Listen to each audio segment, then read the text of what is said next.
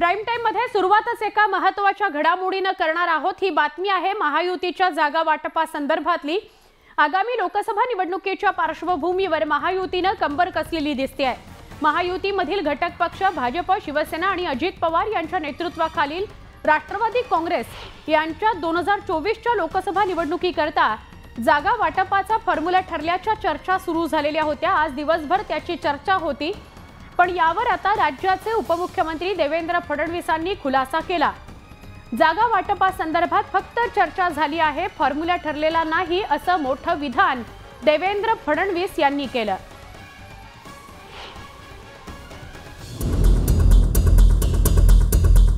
उपमुख्यमंत्री देवेंद्र फडणवीस यांनी लोकसभा निवडणुकीचा बिगुल वाजवलाय। लोकसभा निवडणुकीला अवघे 6 महिने अवकाश असल्यानं देवेंद्र फडणवीस यांनी दिलेल्या मुलाखतीला महत्त्व प्राप्त झालंय। एका इंग्रजी वृत्तपत्राला दिलेल्या मुलाखतीत उपमुख्यमंत्री देवेंद्र फडणवीस भाजप 26 जागांवर तर शिवसेना आणि अजित पवार गट मिळून 22 जागांवर लढणार असल्याचं सांगितलं। जागा वाटपाच्या संदर्भात कुठलाही फॉर्म्युला ठरलेला नाही। मी केवळ एवढंच सांगितलं की ज्यावेळेस आपण बोलणी करतो तर त्या बोलणीला एक काहीतरी बेसिस आपल्याला द्यावा लागतो। तो बेसिस हा असेल की ज्यांच्याकडे ज्या जागा आहेत त्या पहिल्यांदा बेसिस मानलं जाईल, पण त्यातही समजा काही फेरबदल करायचा असेल तर त्यामध्ये चर्चा होईल। 2019 मध्ये झालेल्या लोकसभा निवडणुकीत भाजप आणि शिवसेनेची युती झाली होती। 2019 मध्ये भाजपने 26 आणि शिवसेनेने 22 जागा लढवल्या होत्या। त्या न्यायानुसार जर आता एकनाथ शिंदेंच्या शिवसेनेनं 2024 मध्ये 22 जागांची मागणी केली तर अजित पवार गटाला किती जागा मिळणार असा प्रश्न आता निर्माण झाला। लोकसभेच्या जागा वाटपाचा फॉर्म्युला आणखी ठरलेला नाही। अधिकृतपणे त्याच्या बैठका होणे आणि त्यावर जागा निश्चित होणे व त्यावर शिक्कामोर्तब होणे याला आणखीन वेळ आहे। म्हणून जर त्यांनी जर अशी काही घोषणा केली असेल तर त्याबद्दल मला कल्पना नाही, परंतु जागा वाटपाचा फॉर्म्युला आतापर्यंत ठरलेला नाही। राष्ट्रवादी काँग्रेस अजित पवार गटाचं लोकसभा निवडणुकीत किती जागांवर समाधान होईल असा प्रश्न आता निर्माण झाला। आता काल फडणवीस म्हणले आमच्या लोकसभेच्या जागा फिक्स झालेल्या आहेत। लोकसभेच्या मी त्याबद्दल काही स्टेटमेंट करू इच्छित नाही। महायुतीच्या जागा वाटपात भाजपला 26 आणि शिवसेना अजित पवार गटाला मिळून 22 जागा मिळणार आहेत। आता 22 जागांमध्ये शिवसेना आणि अजित पवार गटाला किती जागा मिळतात याकडे राजकीय वर्तुळाचं लक्ष लागलं। Bureau report, news 18 Lokmat. Prakash आंबेडकरांनी कालच्या सभेमध्ये संविधानासंदर्भात केलेल्या वक्तव्यामुळे राजकीय प्रतिक्रिया उमटू लागलेल्या आहेत। सध्या संविधान जुनं झालंय सांगून संविधान बदलाच्या चर्चा सुरू आहेत असं प्रकाश आंबेडकर कालच्या सभेत म्हणाले होते। मात्र संविधान ही एक व्यवस्था असून ती राज्य चालण्याची व्यवस्था आहे। मात्र त्याच गोष्टीला तुम्ही बदलायला सांगता, पण नवी व्यवस्था काय येणार हे तुम्ही सांगा असा सवाल प्रकाश आंबेडकर यांनी केला होता। यावर आता राज्याचे उपमुख्यमंत्री देवेंद्र फडणवीस यांनी उत्तर दिलं। संविधान कधीच कुणी बदलू शकत नाही, भारताचं संविधान पवित्र आहे असं म्हणत फडणवीसांनी प्रकाश आंबेडकरांना थेट उत्तर दिलं। प्रकाश आंबेडकर साहेब हे बॅरिस्टर आहेत आणि त्यांना याची पूर्ण कल्पना आहे की भारताच्या संविधानाचं बेसिक स्ट्रक्चर कोणालाच बदलता येत नाही, कोणालाच नाही। संविधानामध्ये ते परमिटेडच नाहीये।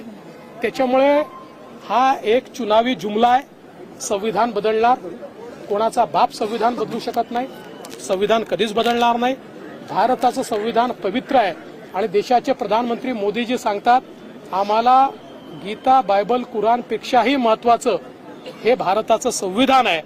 त्यामुळे मला असं वाटतं की अशा प्रकारे निवडणुका आल्या की 2 गोष्टी सुरू होतात। अर्ध्या लोकांचं संविधान बदलणार हे चालू होतं, अर्ध्या लोकांचं मुंबई तोडणार हे चालू होतं। आता हे आपल्याला वारंवार ऐकायला मिळेल, मुंबई कोणी तोडू शकत नाही, संविधान कोणी बदलू शकत नाही। त्यामुळे आता यांनी नवीन मुद्दे शोधले पाहिजे। शरद पवार पुन्हा एकदा पावसातील भाषणामुळे चर्चेत आले। निमित्त होतं कल्याण आणि नवी मुंबईतल्या दौऱ्याचं। नवी मुंबईत राष्ट्रवादी काँग्रेस शरद पवार गटाचा विशेष कार्यक्रम आयोजित करण्यात आला होता। यावेळी शरद पवार कार्यक्रमस्थळी पोहोचले आणि नेमका पाऊस सुरू झाला। यावेळी कार्यक्रम रद्द न करता कार्यक्रम सुरू ठेवण्याची सूचना त्यांनी केली। त्यानंतर पवारांनी भर पावसात व्यासपीठावरून उपस्थितांशी संवाद साधला। निराशेवर मात करून संघर्ष करूया आणि पुढे धैर्यानं लढूया असा निर्धार करण्याचं आवाहन पवारांनी कार्यकर्त्यांना केलं. आजचा दिवस हा देशाच्या दृष्टीनं अतिशय महत्त्वाचा दिवस आहे. डॉक्टर बाबासाहेब आंबेडकर यांनी या देशाला घटना दिली, संविधान दिलं. या संविधानाचा सन्मान आजच्या दिवशी सर्व देशामध्ये केला जातो आणि निसर्गाची साथ असो अथवा नसो परिस्थितीवर मात करून देशाच्या ऐक्याच्यासाठी प्रयत्नांची पराकाष्ठा करणं हा विचार फुले आंबेडकरांनी शाहूराजांनी आपल्या सगळ्यांना दिला आणि त्या भावनेनंच आपण या ठिकाणी एकत्रित आलो. आज अनेक महिलांनी त्यांच्या संघटनांनी अतिशय चांगले स्टॉल्स या ठिकाणी उभे केले, परंतु या अतिवृष्टीच्यामुळं थोडी त्यांची निराशा झाली. माझं एवढंच सांगणं आहे की निराशा हा विषय आपल्या मनामध्ये कधी येता कामा नये.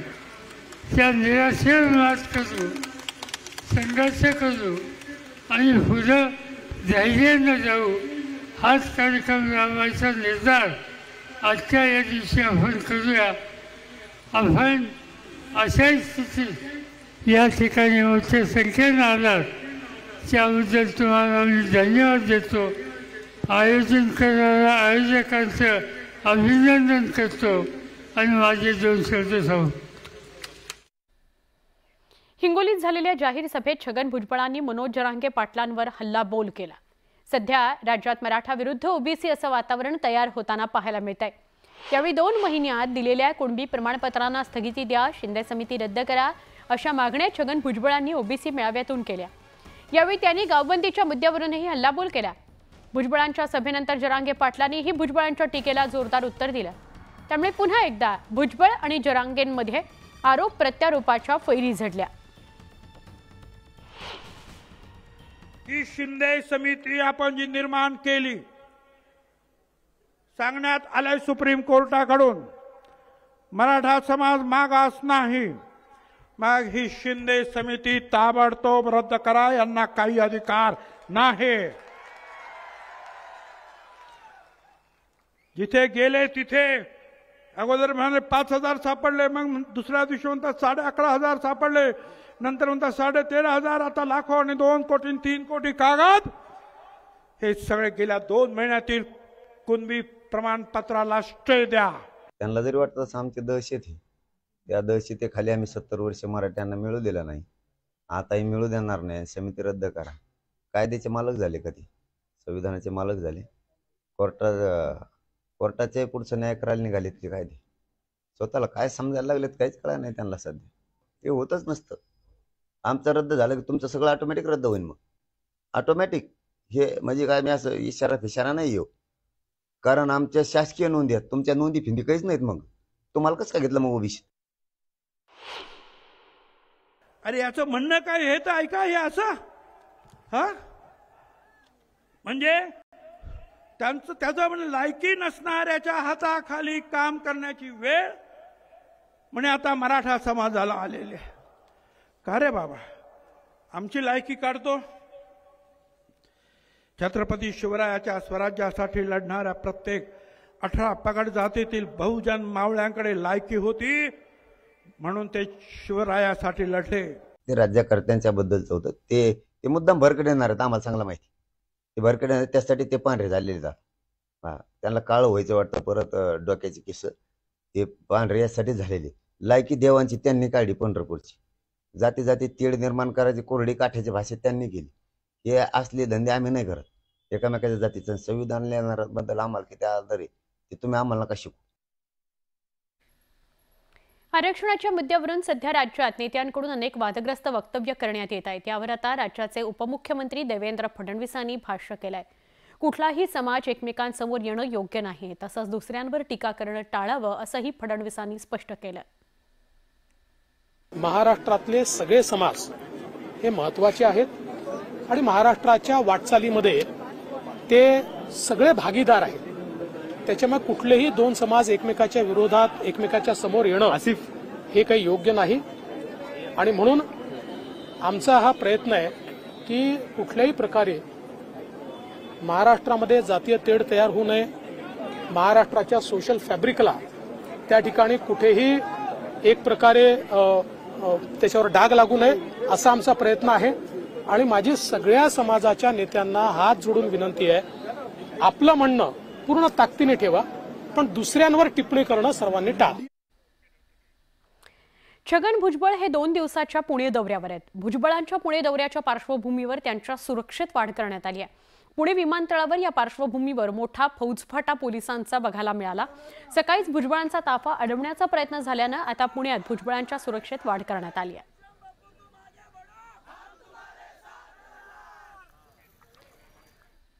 जरांगे पाटलांनी सल्लागारांचं बिलकुल ऐकू नये असा सल्ला प्रकाश आंबेडकरांनी दिला. शिवाजी महाराज मैदानामध्ये वंचित बहुजन आघाडीकडून संविधान सभेचं आयोजन करण्यात आलं होतं. यावेळी त्यांनी विविध मुद्द्यांवर भाष्य केलं. जरांगेंबाबत बोलताना सोनिया गांधींनी केलेली चूक तुम्ही करू नका असा टोलाही प्रकाश आंबेडकरांनी लगावला. त्याला मनोज जरांगेंनी उत्तर दिलं, प्रकाश आंबेडकरांचा सल्ला मला 100% मान्य, पण मला कुणी सल्लागार नाहीये असं जरांगे पाटलांनी स्पष्ट केलं. जरांगे पाटलांना सुद्धा असणारा माझा तोच सल्ला आहे, जो सोनिया गांधींनी चूक केली, कृपा करून तुम्ही चूक करू नका, सल्लागाराचं बिलकुल ऐकू नका. काका तुम्हाला सांगितलं सल्लागाराने तिथे असताना की बाबा घोडे पाठीमागे राहिले आणि गाढवं पुढे गेली. इथे कोण घोडे नाही, इथे कोण गाढवही नाही. या देशामध्ये माणसं आहेत, मोठ्या उंचीचे व्यक्ती आहेत. मी बोलायचं म्हणून मीडिया पुढे बोलत नाही. मी सांगतोय ते सगळं खरं आहे, सत्य आहे आणि ते स्पष्ट बोलतात, खरं बोलतात. पाठबळ एकदा दिलं की मागं सरकत नाहीत. एकदा दिलं की त्यांचा स्पष्टपणा आहे त्यांच्यातला. त्यामुळे त्यांचा सल्ला आपल्याला मान्य. मी कोणाचे सल्ले मान्य नाही करत, पण त्यांचा सल्ला आपल्याला 100% मान्य. पण आपल्याला मला सल्लागार काय नाही. जालन्यातील दगडफेक प्रकरणाच्या मास्टर माइंड मागे कुणाचा हात आहे असा सवाल भाजप नेते नितेश राणे यांनी केला. अंतरवाली सराटीतील दगडफेक करणारा मुख्य आरोपी ऋषिकेश बद्रे यांनी शरद पवार, राजेश टोपे यांची भेट घेतली. 1 सप्टेंबरला दगडफेक झाल्यानंतर 3 सप्टेंबरला शरद पवारांसोबत भेट झाली. त्यामुळे पोलिसांवर दगडफेक करण्याचा कट नेमका कुणाचा, कुणी रचला, महाराष्ट्राला कोण अशांत करतंय असा सवाल नितेश राणे यांनी ट्विटरद्वारे केला. 1 तारखेला जालन्यामध्ये अंतरवालीमध्ये झालेल्या दगडफेकचा मास्टर माइंड म्हणून ऋषिकेश बेदरे पाटीलला काल अटक केली गेली. हा ऋषिकेश बेदरे पाटीलचा 3 तारखेला आदरणीय पवार साहेबांबरोबरचा फोटो त्याच्याच फेसबुक अकाउंटवर अपलोड केला गेलेला आहे. मग ह्या निमित्ताने महाराष्ट्राला अशांत करण्याचा कोण प्रयत्न करताय ह्याची उत्तरं आता महाराष्ट्राला भेटली पाहिजे. मला आठवतं की त्या दगडफेकीनंतर पोलिसांनी लाठीचार्ज का केला, कोणी आदेश दिला, ह्यामुळे आदरणीय देवेंद्र फडणवीसजींवर उठसूट टीका केली गेली, काड्या लावण्याचा पण आरोप झाला.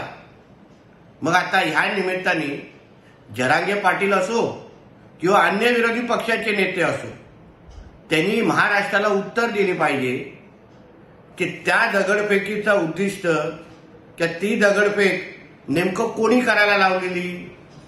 1 सप्टेंबर रोजी दगडफेक झाली, मात्र 3 सप्टेंबर रोजी शरद पवार आणि राजेश टोपे यांची त्यांनी आरोप कोणी केला, मी पाहिलेला नाही, त्याच्यामुळे मी बोलणार नाही. त्याच्यावर त्यांचा फोटो आहे आणि आरोप सुद्धा करण्यात आला. फोटो सगळे माझे आणि देवेंद्र फडणवीसांचे अनेक लोकांबरोबर फोटो आहेत. बाहेर पब्लिकमध्ये आम्ही जातो तेव्हा देवेंद्रजी आणि माझे अनेक लोकांबरोबर फोटो आहेत, जे ना मी काढले आहेत ना देवेंद्रजींनी काढलेत, आणि त्या लोकांवर केसेस आहेत. बीड कपिलधारमध्ये शिक्षक भरती परीक्षेची तयारी करणाऱ्या उमेदवारांचा शालेय शिक्षण मंत्री दीपक केसरकरांना घेराव घातलेला आहे। या तरुणांनी केसरकरांना घेराव घातलाय। शिक्षक भरती परीक्षेवरून उमेदवार आणि केसरकर यांच्यात शाब्दिक चकमक सुद्धा उडाली। तुमची माहिती घेऊन अपात्र करू अशी तंबी दीपक केसरकरांनी उमेदवारांना दिली अशी माहिती समोर येते। तुम्ही होऊ शकता का? तुमची साईट ओपन झालेली आहे। साईट ओपन आहे, रजिस्ट्रेशन आहे सर, पण प्रोसिजर पुढे चालतच नाहीये ना। प्रोसिजर चालत नाही तर तुम्ही गेलं पाहिजे, तुमचा चॉईस दिला पाहिजे। एवढं सुद्धा जर तुम्हाला नाही ना सर, अजून मग चॉईस आलेली आहे। प्रत्येक जिल्ह्याला जाहिरात द्यायला सांगितलेली आहे आणि तुम्ही म्हणता जशी जाहिरात आली नाही। हे बघा, मी तुम्हाला सांगतो, ही जर बेशिस्त असेल तर तुम्ही सरकारी नोकरी देऊ शकत नाही। नाही सर, आम्ही तुम्हाला एवढं माहिती आहे की नाही, हे बघा, तुम्हाला एवढं सुद्धा नाही। तुम्ही कसं मुलांना शिकवणार मला सांगा। माझ्या प्रश्नाचं उत्तर द्या। साईट ओपन झालेली आहे, झाली, मग तुम्हाला काय वाटत नाही का? वाटत नाही का? मग तुम्ही कसं आला मला विचारायला? तुम्हाला माहिती आहे की साईट ओपन झालेली आहे, भरती चालू आहे, तर एक लक्षात घ्या, श्रद्धा आणि सबुरी। आपल्याला आजपर्यंत 5 वर्षात कोणी तुमची भरती केली? मी केली ना। मग या माझ्याकडे एक महत्त्वाची माझी मुलाखत चालू आहे, त्याच्यामध्ये तुम्ही येता आणि एवढं बेशिस्त वर्तन हे नाही। माझी मुलाखत चालू आहे, त्याच्यानंतर तुम्ही मला भेटू शकला असता की नाही? एक लक्षात घ्या, मी जेवढा प्रेमळ आहे तेवढाच मी कडक सुद्धा आहे। माझ्या दृष्टीने माझे विद्यार्थी महत्त्वाचे आहेत। तुम्हाला तुमच्या नोकरीची चिंता असते, त्याला 30,000 नोकऱ्या मी उपलब्ध करून दिलेल्या आहेत। पण उद्या जर तुम्ही मुलांना ही बेशिस्त शिकवणार असाल, ते मला अजिबात मान्य नाही। मला अजिबात मान्य नाही, मी तुम्हाला स्पष्ट तुमच्या तोंडावर सांगतो। कारण मला शिस्तीने शिकवणारे शिक्षकच पाहिजेत। माझे अधिकार म्हणजे सर्वस्व, विद्यार्थी म्हणजे काहीच नाही, हे मला अजिबात मान्य नाही। माझ्या दृष्टीने महाराष्ट्राचा विद्यार्थी हा पुढचा येणारा महाराष्ट्राचं भवितव्य आहे। ते महाराष्ट्राचं भवितव्य हे त्या मुलांमध्ये आहे। आणि पुण्यामध्ये मुसळधार पाऊस बरसलेला आहे। संध्याकाळच्या सुमारास अचानक पाऊस आला। पावसामुळे पुणेकरांची चांगलीच त्रेधा तिरपीट उडालेली आहे, तारांबळ उडालेली आहे। ऐन पावसात काही भागातला वीज पुरवठा सुद्धा खंडित झाला होता। पुण्यातली दृश्य बघतोय। पुण्यामध्ये मुसळधार पाऊस झाला, अवकाळी पावसाच्या सरी बरसल्या। काही वेळ सलग हा मुसळधार पाऊस सुरू होता, त्यामुळे पुणेकरांची तारांबळ उडाली।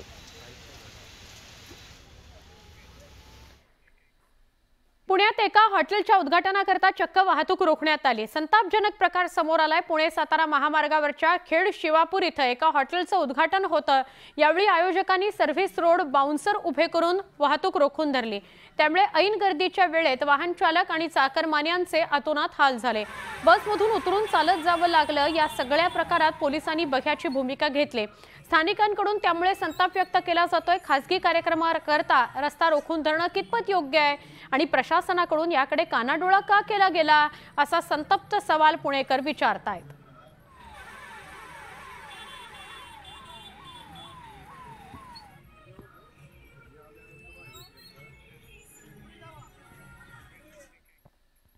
तर या होत्या सगळ्या प्राइम टाइम मधल्या महत्त्वाच्या घडामोडी। आता या बुलेटिन मध्ये इथेच थांबतोय। ताज्या बातम्यांसाठी काही क्षणात पुन्हा भेटू। पहा फक्त न्यूज 18 लोकमत।